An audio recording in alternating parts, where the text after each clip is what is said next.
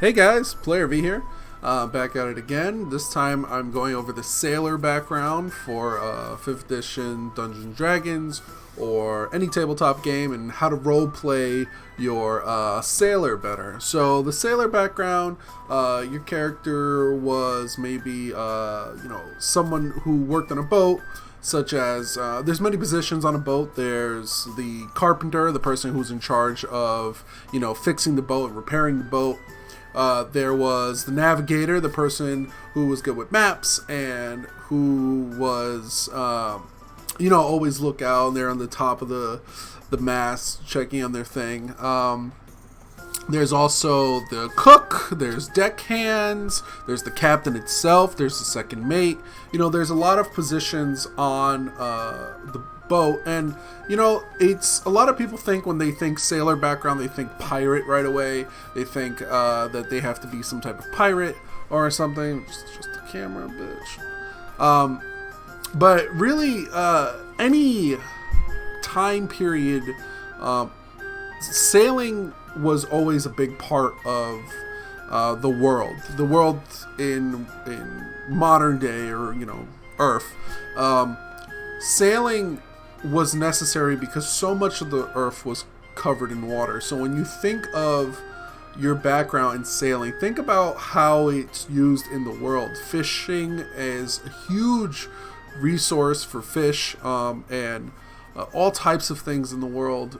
These things I would talk to the DM with, see if going out in the ocean is a possibility. There's the adventure path, the campaign book, the Adventures in Saltmarsh, that has all to do with sailing. And in that one, there's different positions also. But I want to go over the more generic thoughts and go down from each class. This works with any tabletop game, honestly, any way that you could get a sailor background. Just think about how it affects your character, because like I always say, backgrounds really define who you are before becoming this hero, before you become a monk, before you become a druid or anything like that. How is a sailor, how is your past really affected by how you're a sailor? So we're going to go class by class. So let's start with the Barbarian. The Barbarian is... I find him really interesting because I find it that the best way to do a sailor barbarian is to be island folk. Have it so that maybe you're more of a primitive nature, living off of the lands and the islands. Maybe sailing is more like, just a river canoe or something like that. And you would go along and travel by boat between islands, maybe a chain of islands, fishing, gathering resources, and you're more of a tribalistic nature. It could be that maybe more of the mainland has started to integrate its way into your island, so you've become more cultured or whatever, or maybe you're fighting back against the tide of the empire or something like that, and you're trying to save your little island in the way it is because you're in tune with the land there and your people are happy. Or maybe this is a rite of passage where every so often the villager elders will send you out by sea to learn and research things and get information from new technologies that they don't have, and it grows their culture. Think Viking also. Vikings are, raiders of land and stuff. You could be sea raiders, going out and attacking villages and stuff like that. Ravagers of the sea. They could be attacking other boats for loot and stuff like that. And really, honestly, the image you want in your head is a big fuck off anchor. Who doesn't want to see a barbarian holding a giant iron anchor that they swing and just destroy everything with? Talk to your DM about maybe having an anchor, but it's really like using the stats of maybe some other weapon like a battle axe or something like that. Next is the Bard. The Bard, the talker, the shanty man, the one who brings everyone's spirits back up. Life on the sea was hard. It was long periods of just nothing, 8, 9, 10 days of just open sea. And this is where like things with scurvy and people would go crazy. This is why a lot of boats would have like jail cells and stuff like that. It wasn't just for people they captured, but for people that were going crazy from the sea and losing their minds from not seeing anything but blue for miles. And like when you think of the Bard as a sailor, think of Muppet Treasure Island. If you haven't seen that movie, I recommend watching it and get inspiration from that. It's constant singing and bringing your hopes up and stuff. And you know, they were the spark that kept the boat going, you know, the drive and stuff. And at long nights at sea, you always want someone to sing a song. So, you know, think of it like that. The Cleric. So, the Sea Cleric, maybe you worship a god of the ocean or god of travel, maybe. You spend most of your time traveling by sea, spreading the word, or healing the people on your boat that get sick. Some of them, you know, maybe your god came to you in a time of need, you know, during a harsh storm or something, your god came to you, or you prayed to a god and he answered, and that's how you became worshiping of a sea god or something like that. I would really work with your DM with this one, see what type of oceanic gods that you think of, or even something like a god of like lightning or ocean or something. See if you could reflavor some of your spells to do bludgeoning damage to represent the ocean in some way, or lightning damage to represent the storms that they bring. And you know, you're like, I wouldn't say this is a good cleric to say, because someone who's either a pirate or a seafaring folk, you know, maybe I wouldn't say something like a fishing boat or something, because that seems more for a background. But, you know, think of it how your cleric, your worshiper of this god of the ocean would interact with the boat, and how the people on the boat would interact with you. You know, maybe what happens if your cleric was captured by another boat, a pirate boat, and they use you because they know that the ocean won't attack their boat as long as they have this cleric with them. So think of it like that. It actually sounds really cool. Next is the Druid, the one true Druid, Noah, parting the ocean so that people can walk straight across. I mean, they're one with the ocean. They're maybe raised in the ocean by mermaids or tritons even. They learned to bend water to their will, and they always felt right at the sea, like the sea was their connection to the material, the other planes or another reality, that this was the only place that they felt right. The ocean and its destructive power and its calmness and its beauty and all this stuff, it formed their thinking and how they see nature. Maybe they could be an evil druid where they kind of like Pokemon Ruby and Sapphire, where the guys want the ocean to take over everything. Maybe it's like that, you know, you see that the ocean is pure and everything else is destroying and polluting the ocean. Your druid could be fighting against pollution, or like smog or something like that. This is more of a modern idea, but it could be, you know, burnings of forests and evil chaotic gods that wish to use the ocean and all its power, because the ocean is both dangerous and, you know, powerful. So these things with your in touch nature with it can affect, maybe, you know, you or think of Aquaman talking to fish and talking to the animals, and maybe they told you something's wrong and something's happening, and you have to go out and venture out from the ocean, from the sea that you were raised in, to figure out what's going on so that you may return. Kind of like a Druid Grove, but the entire ocean. And that seems more planetary, you know, if you're from the ocean, maybe the whole planet is something that you worship because the ocean is such a large amount of it. Next is the fighter. When I think of the fighter, I think of, you know, the pirate, the rough rider, the planner, jumping on board of ships and swinging straight across. You know, he's the deckhand. He lifts cargo and stuff. He's the cannoneer of the boat. Fighters have a lot of a lot of things that encompass them as fighters, because fighters are very smart and they're strategic and they have many trainings, and that's why I think one of the best ways to go is naval training. Maybe they're part of the Navy in the world. Talk to your DM, of course. All armies at the time had navies in one way or another. Maybe they're a Navy captain or a sailor, or a Navy underling or something like that. Depending on your level. If you're starting around 3rd, 5th level, maybe you're near captain status or something like that, or you ran a boat. And also think about what forced you to leave the ship, right? So in this situation, maybe your ship sank or you were discharged for making the wrong call or something like that. But you have Navy buddies and Navy friends still, and you still talk within the Army. You were honorably discharged. Maybe you had an accident or something, or you made the wrong call, or superiors got in the way. But I see the fighter as more of a Navy captain, more than like the pirate type of idea. It influences the way that you see the world. This is a lot more like a military background.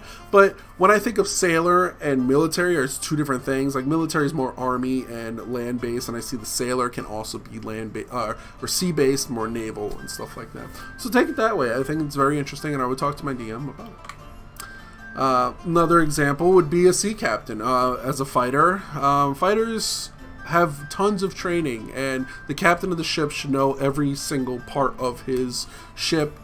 He's in charge, and I would definitely talk to my DM about allowing you to be a sea captain or a pirate captain. Why not? Also talk to your DM. When you think of sailors, a lot of them think of flintlock pistols. I would talk to your DM about it.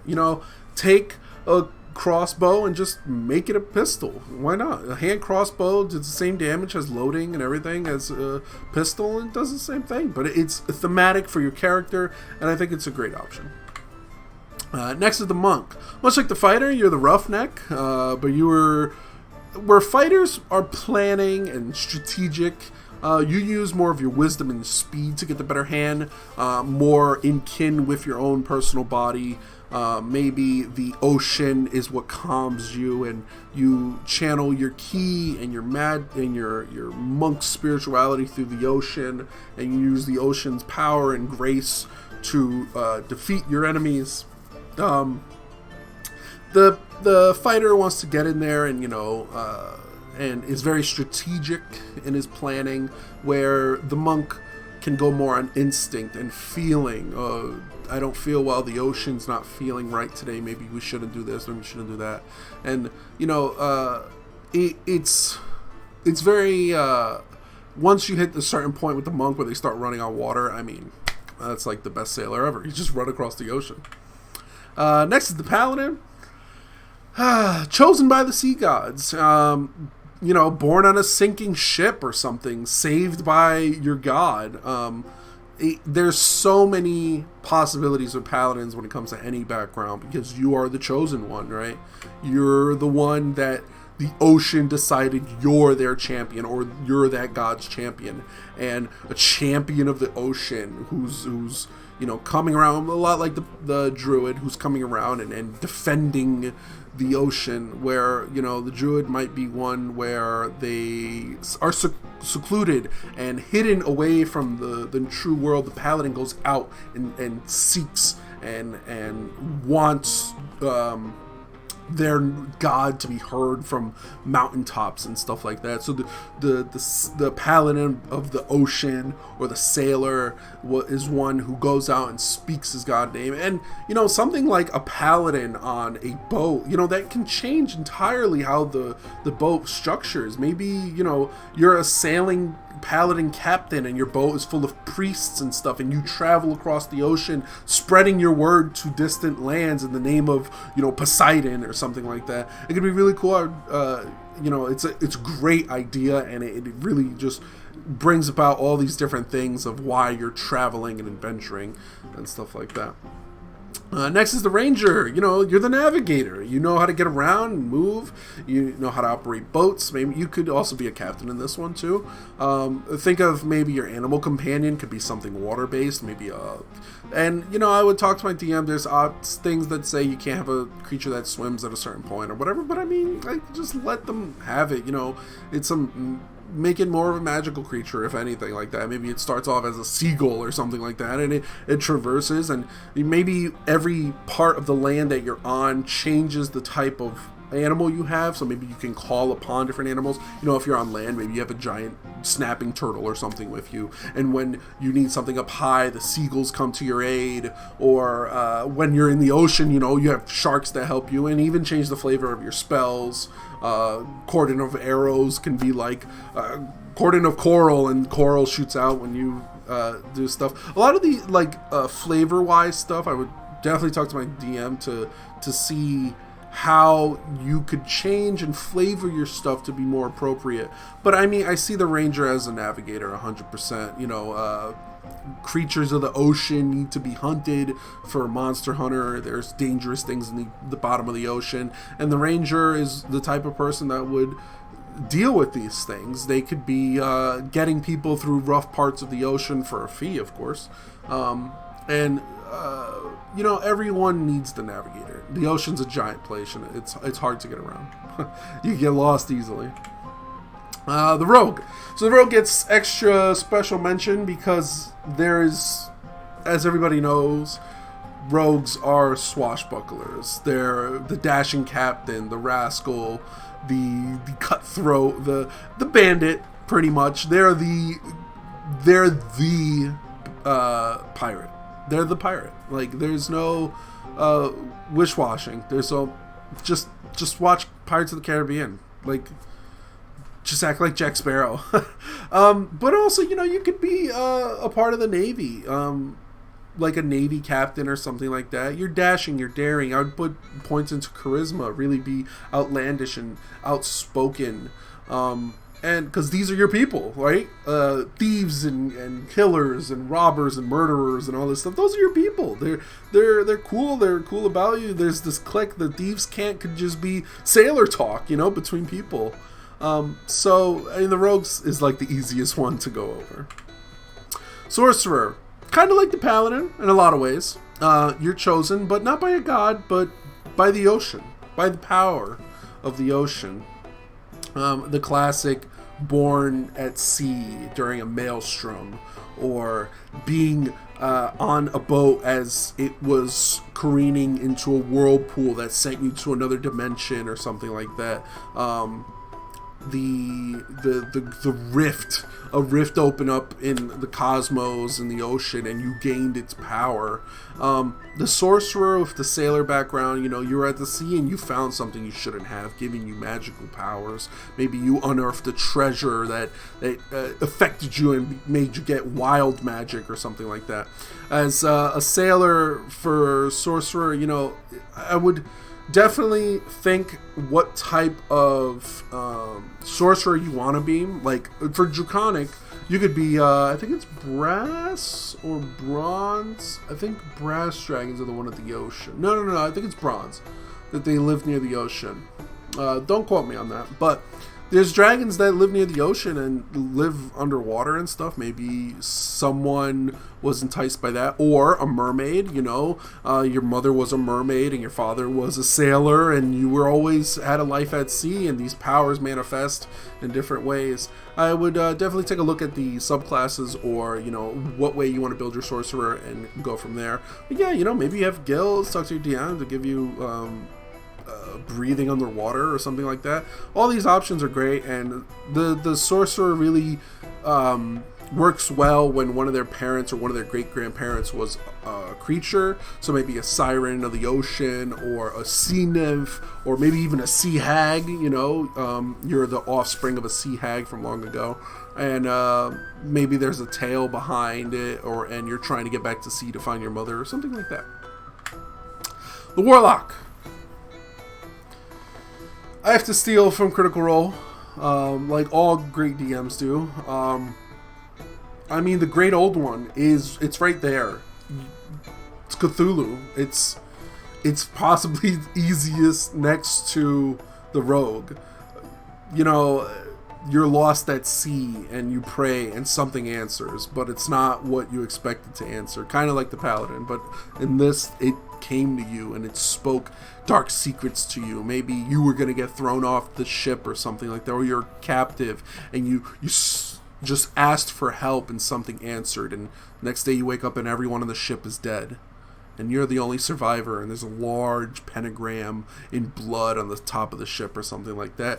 It's so easy for the Warlock in this situation where, you know, the captain or, you know, the great old one has manifested this power in you, and, you know, it asks in return to bring things to the sea or whatever. You know, a great example is maybe your god will talk to you and is like, today I want you to knock over all the fish barrels in town and stuff, drop them back into the ocean, bring my creatures back to me or something like that.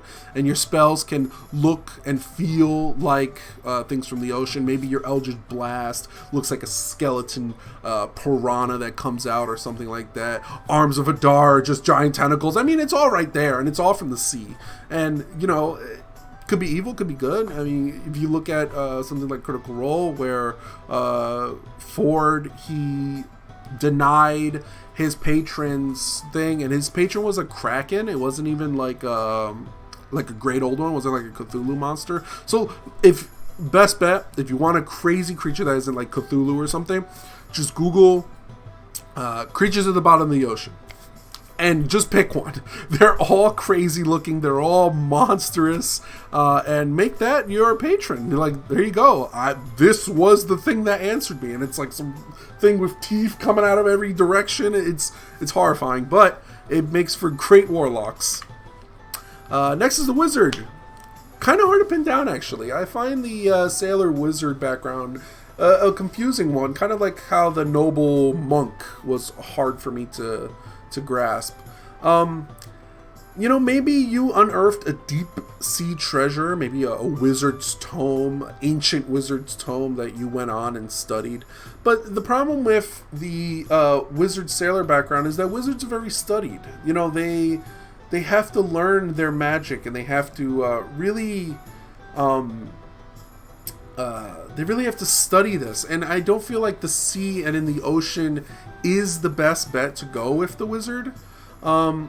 You know, a life on the sea requires a lot of handwork and a lot of constant work. Like running a boat is a 24-hour process, and something like the wizard who's this is their background before they became a wizard, I find it really hard to pin down. Now, you know, maybe they found an artifact that gave them their powers, but that's a lot like the sorcerer, and I wouldn't dip too many, you know, I wouldn't want to dip your toes into the sorcerer, because then you just pick the sorcerer. For wizard, I can see, you know, maybe you found a tome. Maybe you found something that you studied and became a wizard on. But, you know, if you want, comment below. Let me know what you guys think a sailor wizard would be. You know, maybe they were a wizard first and then a sailor, it could be. And they helped across the ocean and stuff. Or maybe their wizard school was actually just a giant boat, like a giant yacht, and it would just travel across the ocean. Who knows? The monk could also be possible like that. Maybe the monk was on a monastery that was on the ocean just traveling, and then that was their monk school, which would be great. It'd be a cool idea. Finally, just an extra piece for artificer or the alchemist from Pathfinder. You know, you're the boat's cook for alchemist. You know, you help cook food on the boat, but also you dipped in a little something for your experiments to see how the crew would react. Or the artificer, where you're the carpenter of the boat, the creator, making the most advanced boat of all time, the shipwright. Think Frankie from One Piece, that's why the picture's there.